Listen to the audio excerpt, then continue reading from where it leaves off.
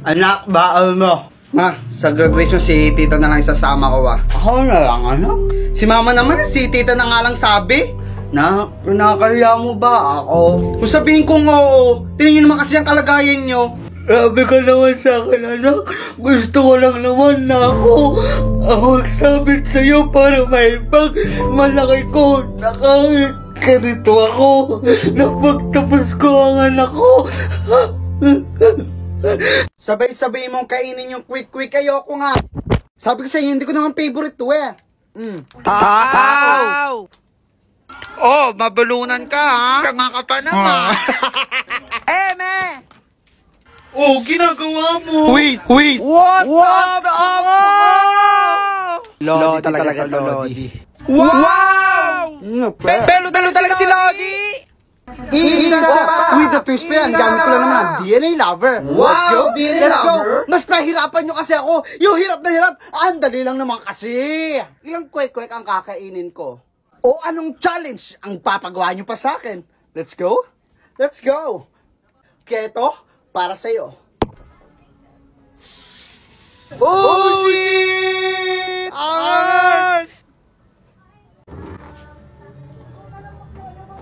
Saan ka galing? Anong oras na? Sa tropa. Tumambay lang po. Teka lang. Lasing ka ba? Ako lasing pre. Pre? Nanay mo ko? Pre, ang tawag mo? Umalis ka! Ikaw. Pansya nung ambag mo bukas, birthday ni Jane, kami may mga bigay na. Sige, sagot nyo na yung cake. Ako na bahala sa cake. Minsan nagagawa ko. Graduate na ako. Baka naman, magpa-jabili ka pa, ha? Sige, mamaya. Asahan ko yan, bro. Asahan ko mamaya. Ikaw na lang walang ambag para mamaya. Sige, ito yung akin. Wala akong barya. Suklayan nyo ako, ha? Ikaw, wag na. Look. Ambag mo na to lahat. Di na kita susuklan, kakasahod mo lang. Ambag mo na to. Naman. Tibay. Happy birthday. Happy birthday, bro. Thank you, nakarating kayo. Kain na kayo dyan. Tol, walang surprise, Alam naman namin birthday mo, pero syempre, alam mo, mga malilit lang sahod namin. Tsaka, kayang-kaya mo maganda ng ganyan karami, oh. Takam na ako. Alam namin, mumurahin lang kaya namin bilhin, nakakaya na magbigay sa'yo. Ang mamahal kayo ng gamit mo, tsaka afford mo naman yung ibibigay namin, kaya wag na lang.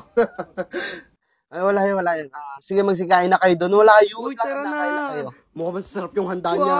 Pag hindi swak sa budget nila, mga nabibili ko, mga afford ko, di na agad natanggap ng mumurahin.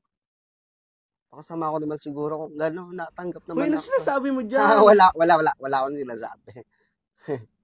Gumising ko lang isang umaga na nagsisisi ako kasi pakiramdam ko sobrang bigat ko na sobrang laki na ng katawan ko. Kaya nga naman agad kong kinuha ang aking pang-exercise para mabawasan ang aking katawan pero mukhang hindi sumasangayon sa akin ito. Sumubok pa ako ng ibang exercise pero mukhang hindi ko rin kakayanin. Pero nga sabi nga nila kung may gusto ko isang bagay, gawin mo lang ng gawin hanggang ma-achieve mo tong gusto mo. Mukhang magaan nga lang to binubuhat ko kaya napag-isip-isipan ko pumunta na lang ako sa gym. Pero talagang sinusubok ako kasi nadaanan ko yung MCDO. At sa part na nga to mukhang nanalo ang pagiging patay gutom ko. Kaya naman samahan nyo na lang akong kumain.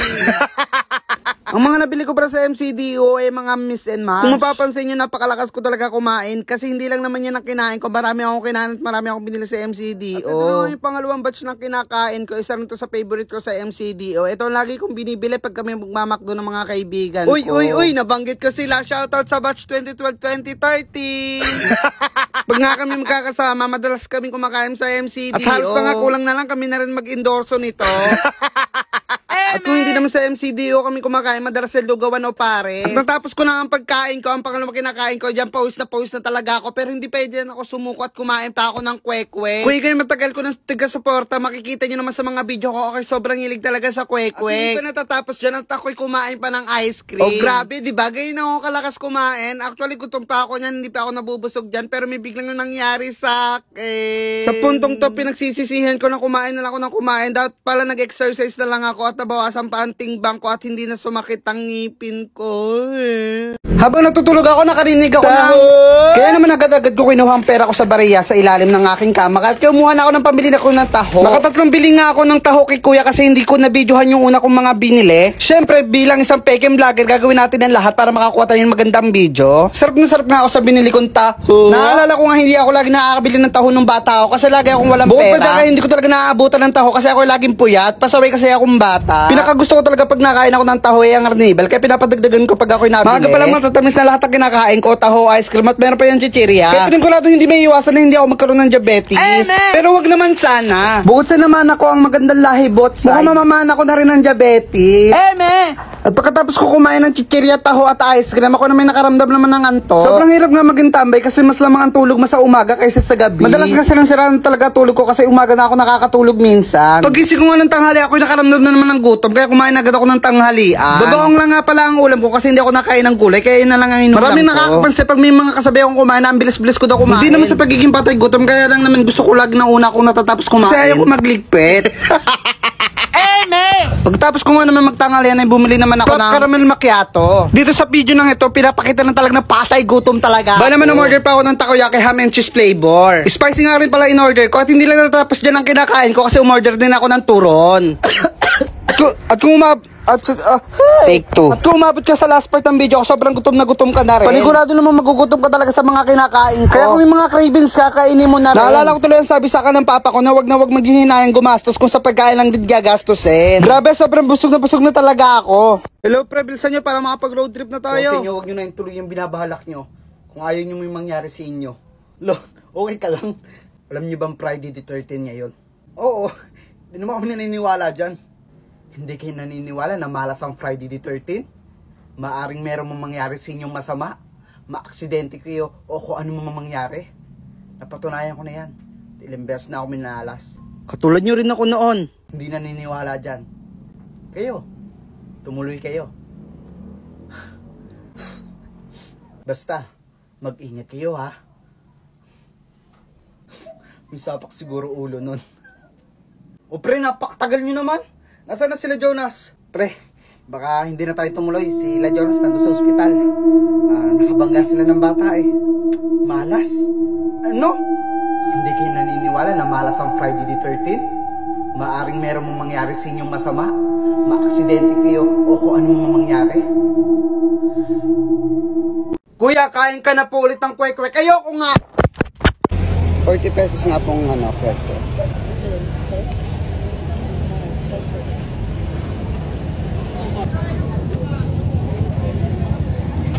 Ito na ang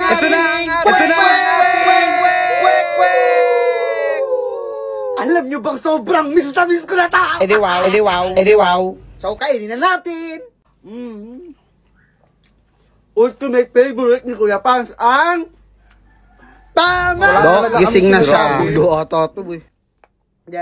Guys, hindi talaga ako magsasawa sa kwek-kwek kahit araw-arawin ko. Wala nga kami pake. Sarap, grabe. Sabi sa inyo, ilayo niya, bibigwasan ko yan. Hindi lang yata nakakain ng kwek-kwek. Kahit mabulunan tayo. Sana nga, mabulunan ka na laang. Kahit saan, mahanap tayo. Ayaw na kumain.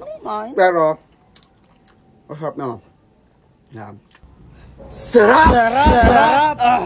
Ilan ang next kakain natin kwek-kwek? Sabihin nyo at kakainin ko. 12 AM na, tara tumambay sa matandang bahay. G ako. Ako din. Di ba kayo natatakot? Undas ngayon, no? Okay ka lang. Matatanda na kami, hindi na kami mga takot at duwag sa mga ganyan. Alam nyo ba, pwede kayong malasin. Kasi, totoo yung sinasabi lang na bukas ang pinto sa kabilang buhay. Kung saan pwedeng tumawid ang mga espiritu papunta sa mundo natin. Pwede kayong malasin, gambalain, kung ano pang pwede mangyari sa inyo. Kayo, hindi kayo naniniwala? Bahala kayo. Doon na tayo sa bahay.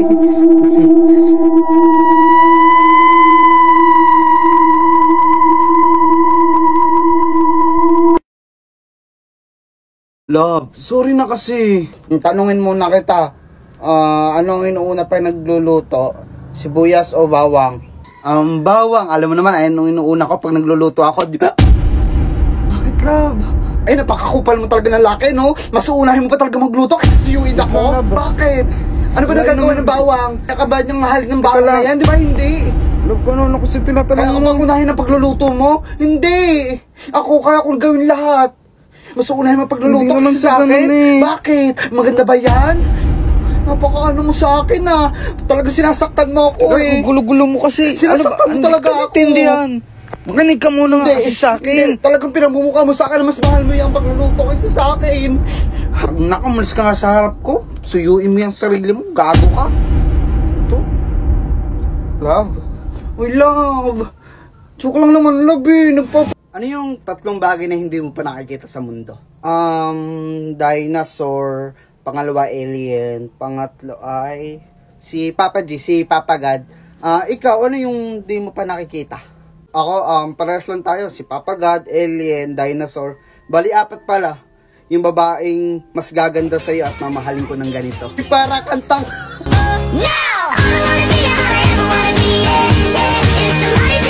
Hello, sir. Ano po hanap nila? Ito. Magkano tong picture ni James Reid? Salamin po yan. Ikaw pa rin pala ang hanap-hanap para na kahit magpanggap di matatago na ang iyong yatapang. Okay, love, ingat ka ha. Ganda-ganda naman ang buntis na ito. Mahawak sa iyong tiyan ha. Ay, nay, thank you po. Ay, sige, dito na ako. Iha. Love ko muna ako water. Parang sama ng pakiramdam ko. Sige, kuha lang ako. Love! Love! O bakit? Napakasakit na tiyan ko.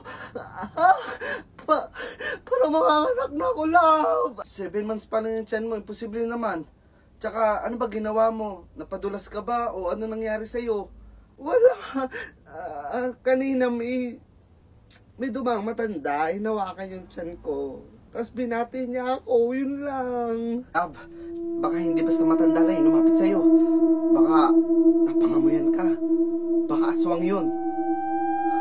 Kailangan natin pumunta sa pinakamalapit na albularyo. Kaya ilaahalin pasing. Halika na, mag-ayos ka na.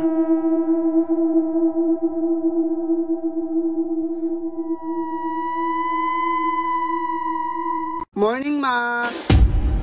Itsura mo! Wala nang problema sa suot ko, ma, ha? Ano kaya uso ngayon? Naksimbahan yung pupuntahan nyo. Nasabi yung kapatid mo. Diyos ko na. Ayan, si kuya. Pa naman! Saka, ma, uso to ngayon, no? Baka nga ako pinakamaganda dun, eh. Tsaka baka si father, ma-in love yun. Ano, ma? Ito na ngayon mga gang-gang.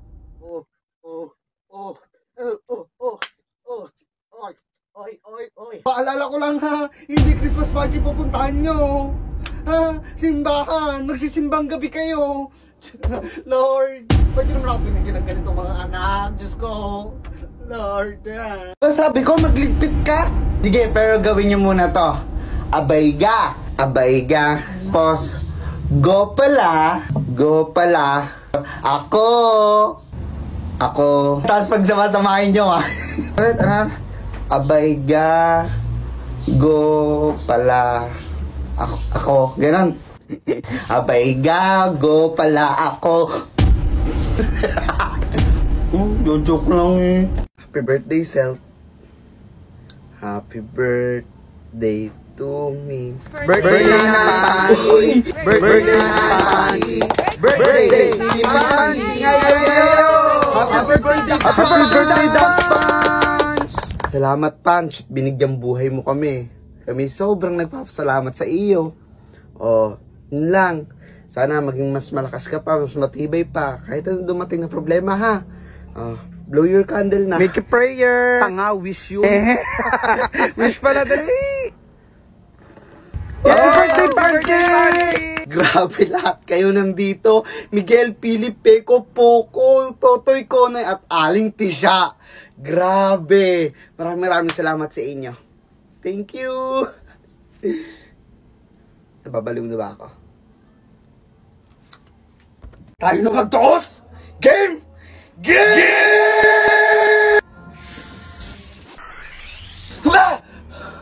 Danny Lover, it came in love. Hindi ako tatabla ng DNA, love. Hindi ako may-love sa'yo. Sinipirang around the world.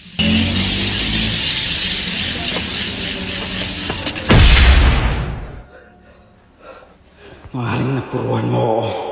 Pero hindi pa tapos ang laban. Tanggapin mo.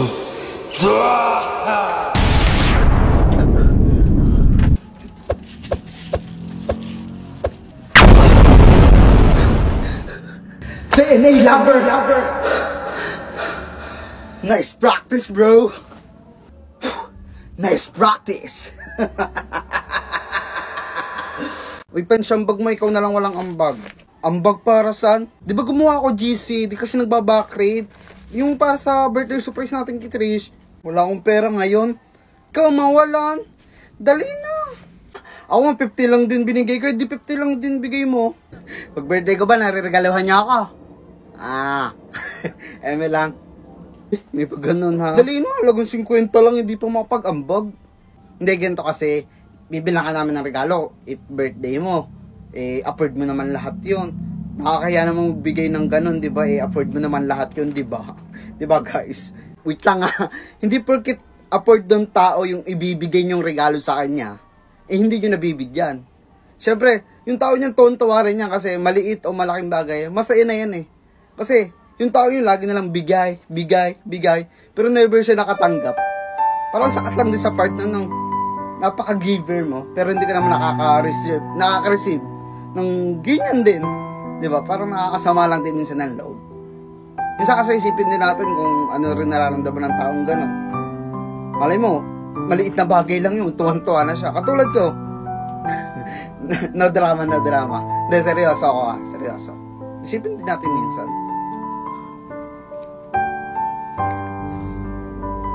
Kaya class, wag niyong gagayahin si Konoy. Kasi bully na, lagi pang abs, lagi pang cutting. Siyempre, kwento mo yan, di masama ako. Lakas pa mong baksak. Konoy, lagi kang absent. Di ka nagtatas ng kamay tuwing may recitation. At lagi kang baksak sa quiz. Sorry kung bobo ako. Sorry, hindi ako nakakasago. Sorry. Baksak talaga kita! Oh! Ang sarap mag-drop na kung sino yung kabet ng principal. Okay, class, pwede na kayo mag-break time. Isa pa, dali. Oh. Sa. Isa. Oh, very good. Ito naman. La, wa. Dawala. Anong dawala? Isa pa. Ito naman. Ito. Ito ha, madali na to. Lis. Lawis. Sko, saan ka ba natuto? Ano ba yan? Ito, last na talaga to. Na-stress na ako sa'yo. Wallet.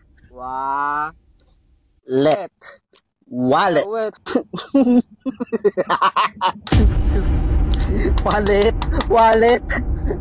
Lord, ba't ganito ang anak ko? Huwag ka na mag-aaral, ha? Ay, Diyos ko! Dati ang gulay, di ko tinitikman. Lagi na lang iniiwasan. Pero ang gulay, masarap pala kapag sinabawan na siya.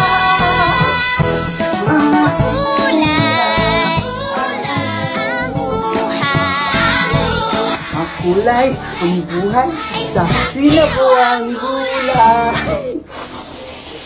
May napanood ako sa TikTok, 2 ingredients lang daw, makakagawa ka na daw ng cake. Grabe guys, sobrang dali lang talaga gumawa nito at 2 ingredients lang makakagawa ka na ng cake na napakasarap. Kaya tara, gawin na natin. Bumili nga pala ako ng Pudgy Bar tsaka ng crema asada nang galing pa yan sa langit. Isa-isa ko nang binubuksan ng Pudgy Bar, kaya Pudgy Bar baka naman.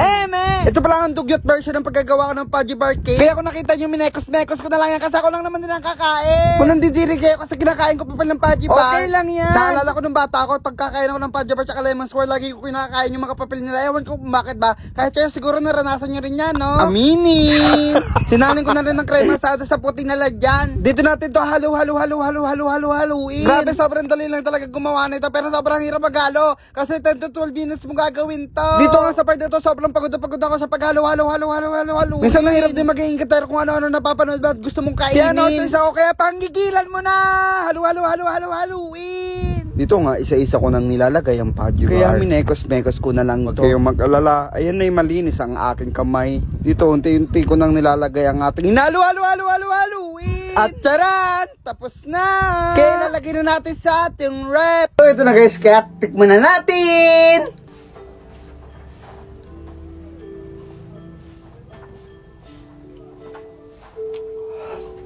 Ang sarap!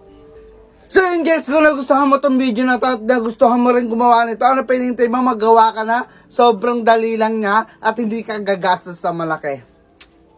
Bakla ka, ba't Sophia the First yung pinapanood mo? O manood ka ng Dragon Ball, ha? Sige po. Ngayon, sabay kayong mawawala! Yan, matututok pa rin sa niyan Paano mo ito sarili ilagay mo. dito, ha? Napakatanga mo naman, Vegeta. Napakabobo mo pa, kahit kailan. Putang ina mo, mamatay ka na. Hindi pala maganda yan. Sophia the First na lang panoorin mo. Babae ka, imposible marunong ka magyoyo. Babae ako, pero hindi babae lang. Yung mga nagagawa kami na hindi nyo nagagawa. Kaya wag nyo ako susubukan.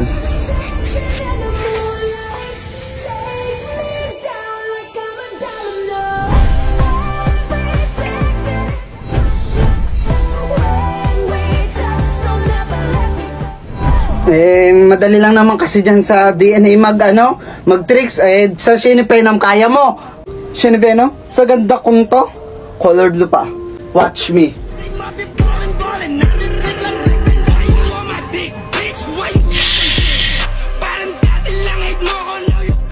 O diba? Easy. I'm a queen of Shiny Venom at DNA lover. Oh my God! Taas talaga dalawang kamay ko sa'yo.